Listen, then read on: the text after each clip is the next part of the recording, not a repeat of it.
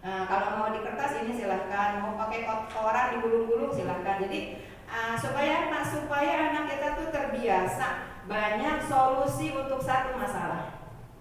Masalahnya satu, bikin huruf A, tapi solusinya banyak ternyata yang distimulasi oleh orang tuanya.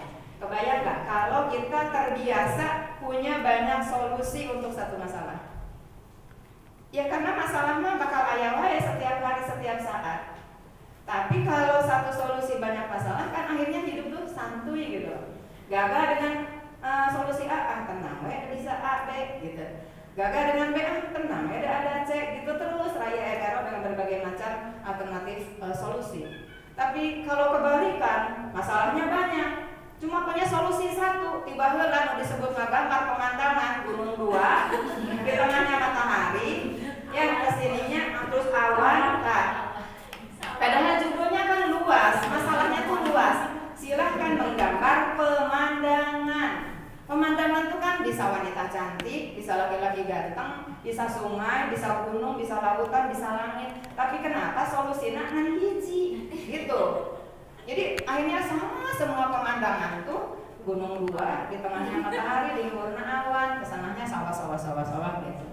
Nah ini kan jangan sampai kita mewariskan pembelajaran yang kolonialisme gitu. Dari dulu kan dipatok pemandangan kudu kieu mun teu kieu lain pemandangan. Nah, tidak gitu. Tapi kasih pembelajaran berdiferensiasi kepada anak kita. Anak kita sukanya belajar huruf pun dia pakai lari-lari, A sambil loncat bilang A, sekali lagi, A, 3 kali lagi, A, terus gitu. Itu maka yang speech delay akan terbantu. A-nya yang terbuka mulutnya A gitu. Kan ada yang A. Nah, itu kan gak terbuka. Jadi insya Allah yang telah bicara juga dengan berbagai macam teknik seperti tadi, itu dengan stimulasi selain dengan terapi juga itu akan teratasi.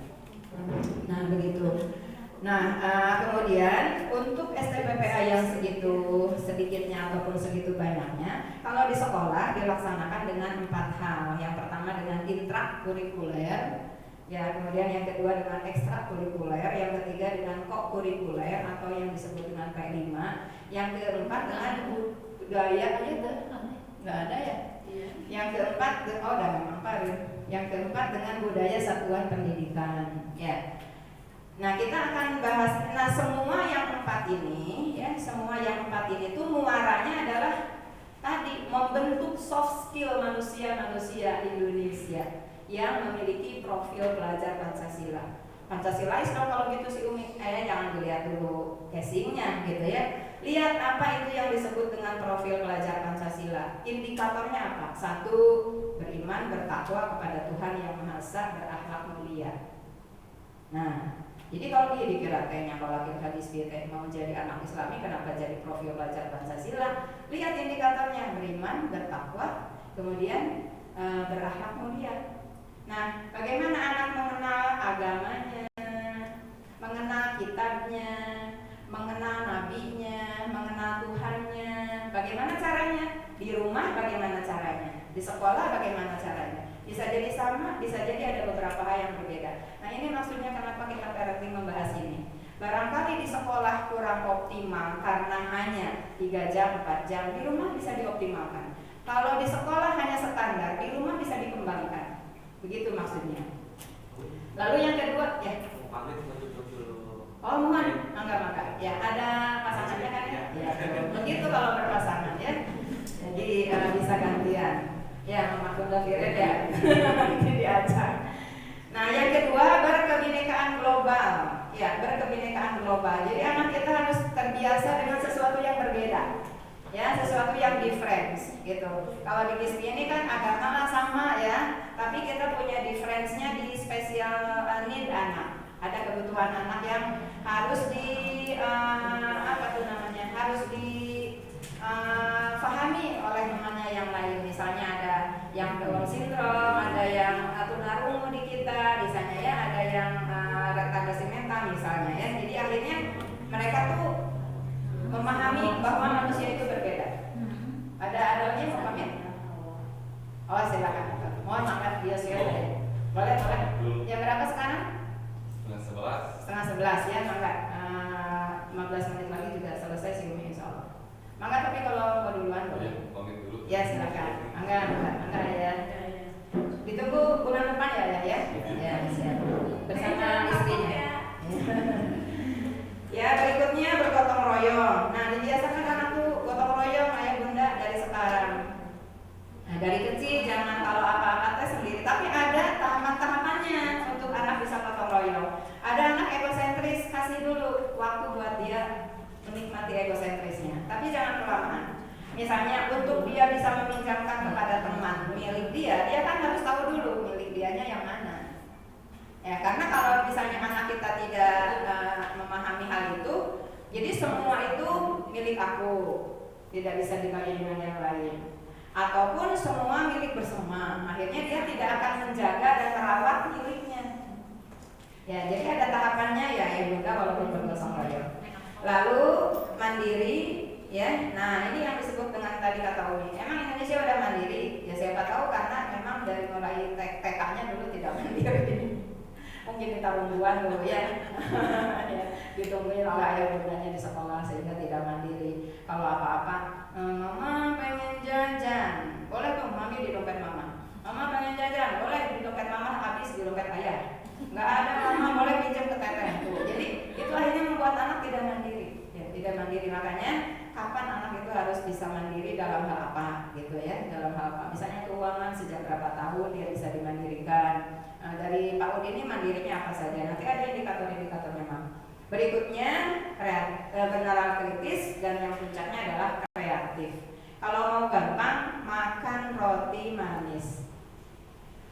Iya, beriman, bertakwa kepada Tuhan yang Maha Esa dan Maha Mulia. Terus K-nya berkebinekaan global, lalu rohnya bergotong royong, P-nya kreatif, ya. Kemudian manisnya mandiri, nisnya bernalar kritis, gitu ya. Makan berarti manis. Ingat tujuan pengasuhan kita kepada anak usia dini kita gimana caranya nih biar makan roti manis nih terstimulasi, terangsang melalui berbagai macam ucapan, tindakan kita dan seterusnya. Nah, oh boleh, Ibu hamil taruhnya. Itu panggilan bayi, Mam. Ya, mangga. Tapi yang tidak sedang hamil juga boleh, silakan. Ini panggilan bayi, berarti aku yang nggak hamil nggak boleh, ya udah nggak apa-apa. Mangga silakan. Kita tadi mami dari tadi udah ngawahan, sukanya pada ngawahan ini. Ngawahan ngambil boleh tadi. Boleh Mangga, boleh silakan. Ayah silakan ayah. Nah, pertama ya, dimensi beriman bertakwa kepada Tuhan yang Maha Esa dan berakhlak mulia. Ada apa saja indikatornya? Satu, akhlak beragama, ya. Yang kedua, akhlak pribadi. Yang ketiga, akhlak kepada manusia.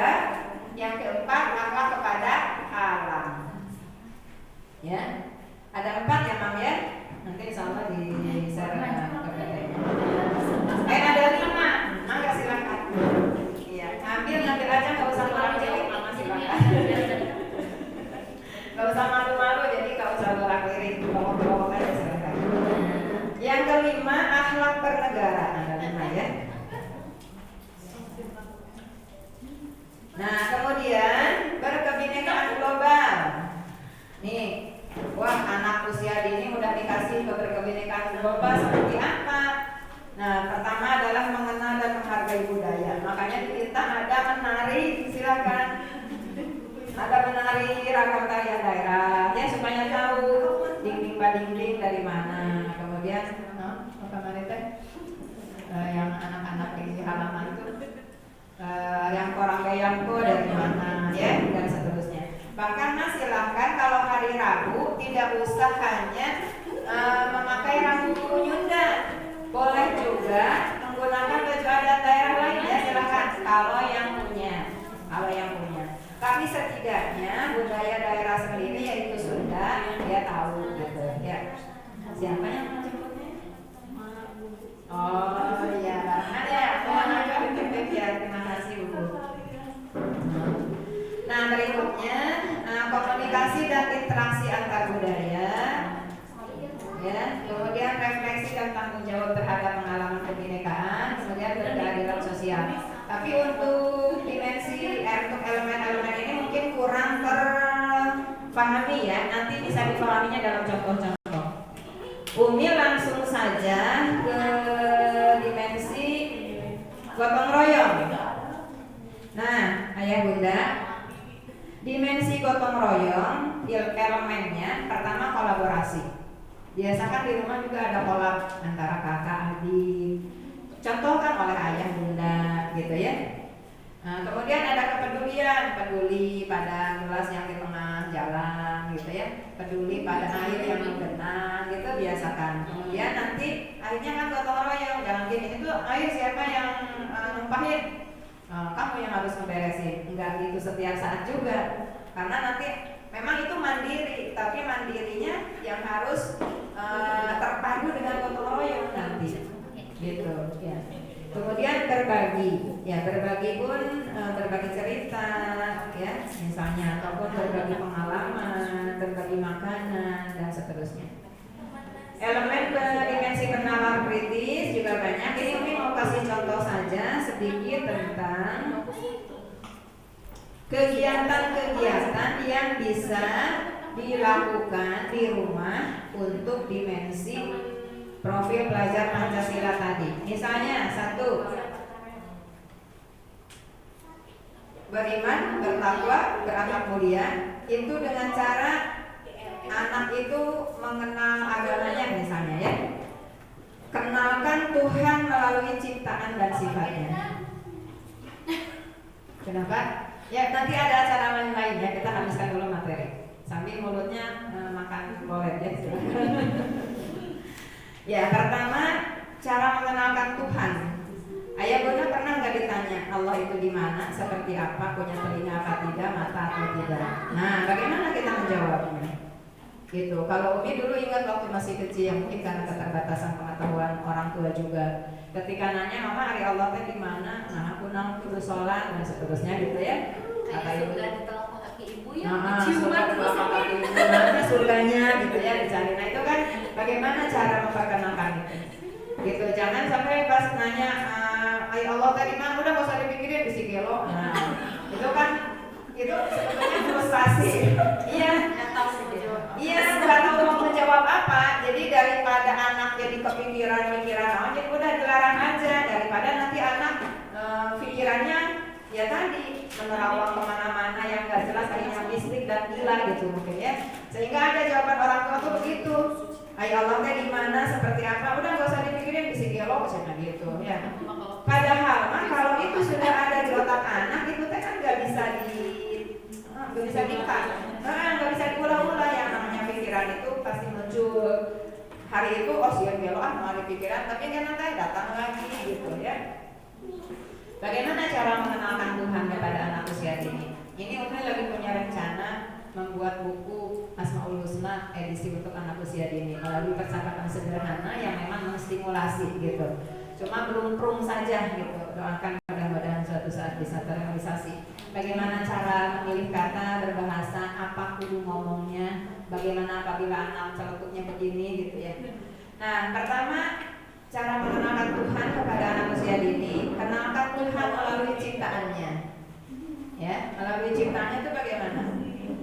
Anak itu kan lagi konkret ya.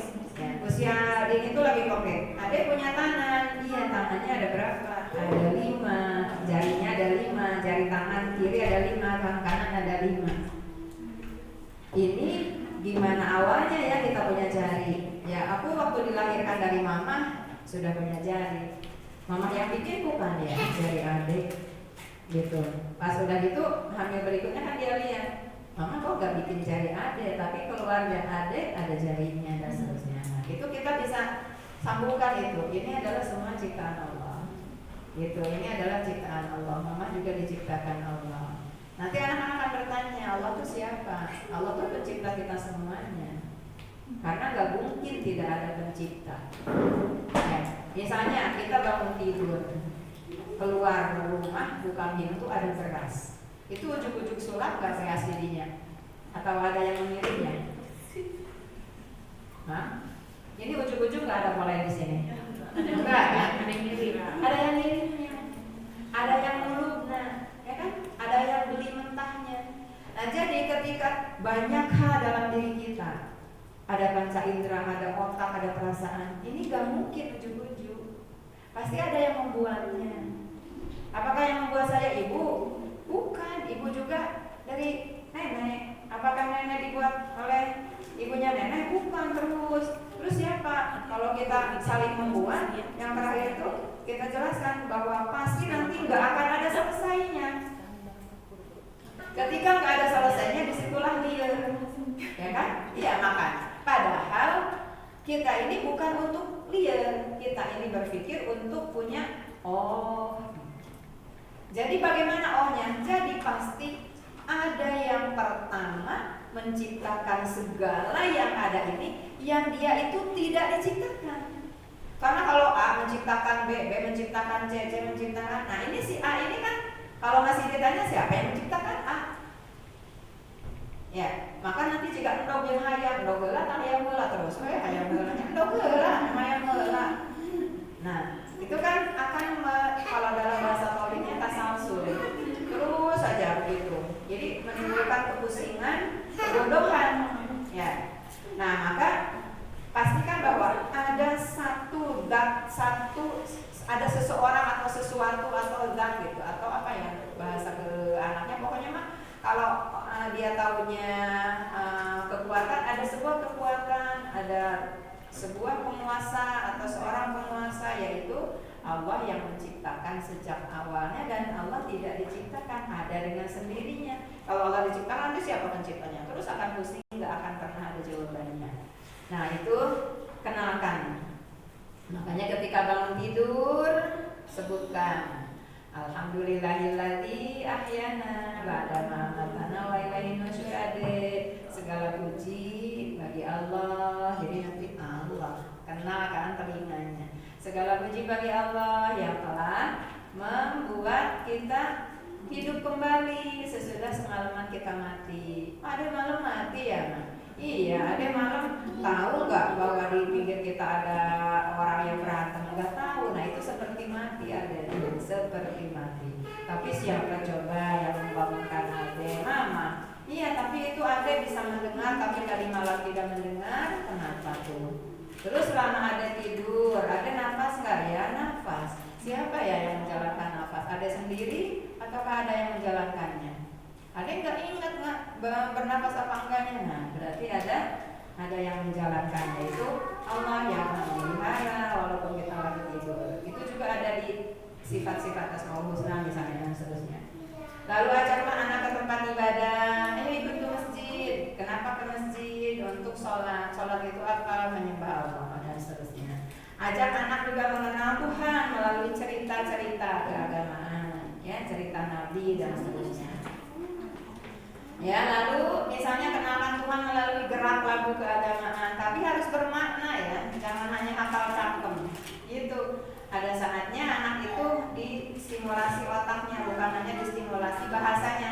Karena ada anak yang ya Allah, nah di sini tuh ya Allahu ya Rahman, ya Rahimu, ya Malik, ya Kudus, ya Salam, gitu kan. Tapi anak tuh nggak tahu apa arti Ar-Rahman, Ar-Rahim. Itu kan berarti hanya seni aja, hanya seni dan bahasa, bisa mengucapkan, terus nada naik turunnya betul, itu kan seni dan bahasa. Tapi bagaimana dari agama dan moralnya atau budi pekertinya? Nah itu harus dari story, misalnya ditanamkan Allah itu kan, itu mah perilaku hati, perilaku pikiran yang nanti implementasinya pada perbuatan. Nah lalu kenalkan Tuhan dengan praktik ibadah, sholat. Ya, tapi tidak cukup, harus terus berkelanjutan. Ini contoh banyak kan di video kita yang muncul, ada seorang anak usia dini muslim di tengah teman-teman yang non muslim. Dia tuh suka sholat di kelas itu, gitu kan, ruku, menorongkan nonggeng, terus berdiri, ngadep perang gitu. Nah si teman-temannya yang lainnya kan mulai seru gitu ya, lihat dia gituan, nurutan kan di belakang, nurutan di belakang aja, ada tuh videonya. Ikutan di belakang aja.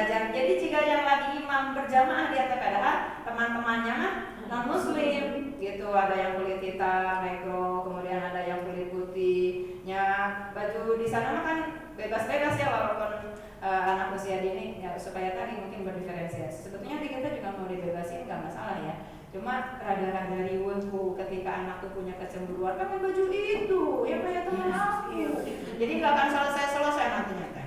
Kalau nggak seragam kayak gitu ya. Sepatu aja, mami pengen sepatu yang baru kayak teman aku, padahal sepatunya baru beli. Makanya dulu kita ada, karena kita belum ada kemampuan untuk merespon ya potensi anak untuk berdiferensiasi atau difference. Jadi akhirnya difference-nya ada beberapa dulu gitu. Lalu ajak anak keluar rumah mengenal tempat ibadah berbagai agama, ya berbagai agama diperkenalkan. Misalnya kita tidak boleh menutup diri bahwa ada banyak persepsi tentang Tuhan, tentang agama dan seterusnya. Ya sebenarnya sambil lewat itu gereja, tempat buat orang Kristen gitu. Orang Kristen saudara kita enggak, saudara sebangsa gitu. Tapi berbeda agama. Kenapa berbeda agamanya mah? Nah, karena kita mah meyakininya Tuhan kita adalah Allah. Gitu. Kalau Tuhan mereka apa mah?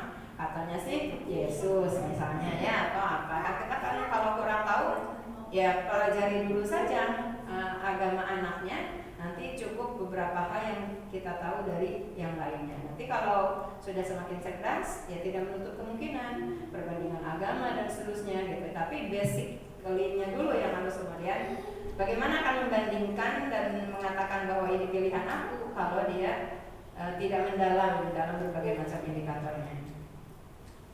Nah begitu ya mam, ayah, bunda, insya Allah bersambung itu hanya satu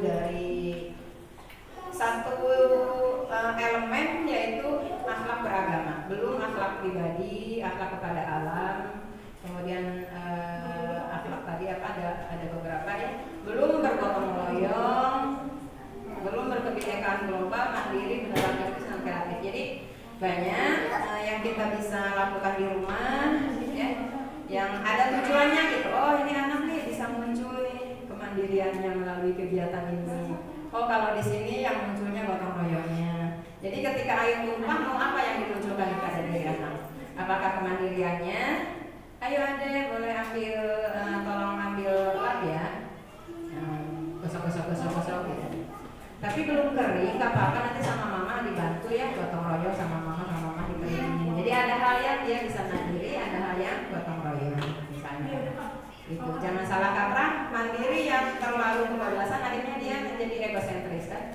Begitu juga dalam manusia dewasa mandiri pisan akhirnya tidak menghargai orang, tidak bisa kerja sama dengan orang, tidak bisa menghargai orang gitu ya.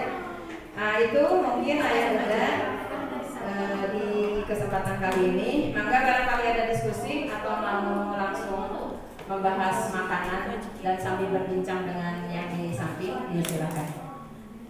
Ada ayah bunda?